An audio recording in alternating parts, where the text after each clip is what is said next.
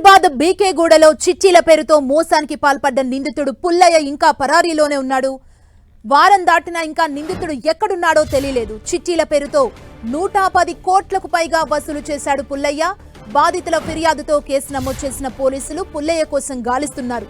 డబ్బులు కట్టి మోసపోయిన ఇద్దరు మహిళలు బల్వన్ మరణానికి ప్రయత్నించారు. పుల్లయ్య అతని కుటుంబ సభ్యుల ఫోన్లు స్విచ్ ఆఫ్ రావడంతో నిందితుడు బెంగళూరు పారిపోయి ఉండొచ్చని బాధితులు అనుమానిస్తున్నారు. ఇదే అంశానికి సంబంధించి మరింత సమాచారం మా ప్రతినిధి కిరణ్ మనకు అందిస్తారు. కిరణ్, అంటే దాదాపు 2000 మంది నుంచి 110 కోట్లు చిట్టీల పేరుతో మోసాన్ని ఎలా చూడాలి?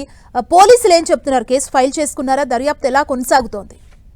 చిట్టీల డబ్బులతో ఉడాయించిన పుల్లయ్య కోసం ఇంకా పోలీసులు గాలింపు చేపడుతున్నారు. ఇప్పటికే బాధితులంతా కూడా సిసిఎస్ లో ఫిర్యాదు చేశారు. సుమారుగా 110 కోట్లు ఉండడంతో కూడా ఇటు స్థానిక పిఎస్ నుంచి ఇటు సిసిఎస్ కి కేసును బదలాయించారు. నేరుగా సిసిఎస్ కి వెళ్లి కూడా ఇటు బాధితులు ఫిర్యాదు చేసిన పరిస్థితి కనిపిస్తుంది. ప్రస్తుతానికి వారం రోజులు గడుస్తున్నా కూడా ఇంకా పుల్లయ్య కుటుంబం ఎక్కడున్న జాడను మాత్రం పోలీసులు కనుగొనలేక పరిస్థితి కనిపిస్తుంది. దీనికి సంబంధించి కూడా పూర్తి స్థాయిలో పుల్లయ్యతో పాటు అతడి కుటుంబ సభ్యుల ఫోన్లు స్విచ్ ఆఫ్ కావడం, కాల్ డేటా ఆధారంగా ప్రస్తుతానికైతే పోలీసులు దర్యాప్తు చేస్తున్నారు. ఇంకా గడిచిన కొద్ది రోజుల నుంచి కూడా బాధితులంతా కూడా ఇటు పుల్లయ్య ఇంటి వద్దకు వెళ్లి ఆందోళన పరిస్థితి కనిపిస్తుంది. తాజాగా పుల్లయ్య వద్ద చిట్టి వేసిన బాధితుల్లో ఇద్దరు ఆత్మహత్య యత్నం కూడా చేసినట్టుగా తెలుస్తుంది. ప్రస్తుతానికైతే అతడు బెంగళూరు పారిపోయినట్టుగా ఉండొచ్చు. ఎందుకంటే గతంలో ఇక్కడ ఏదైతే చిట్టీల రూపంలో జమ చేసిన సొమ్మును కూడా రైల్వే స్టేషన్ లో పెట్టినట్టుగా బాధితులు కొంత పోలీసులకు సమాచారం ఉండడంతో ప్రస్తుతానికైతే అతడు బెంగళూరు కానీ ఇంకా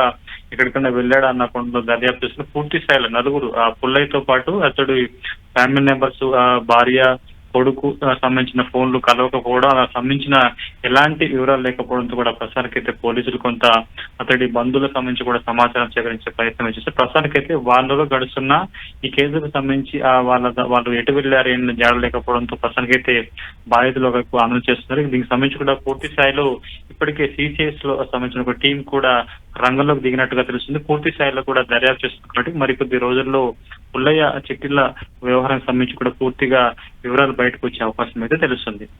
థ్యాంక్ యూ కిరణ్.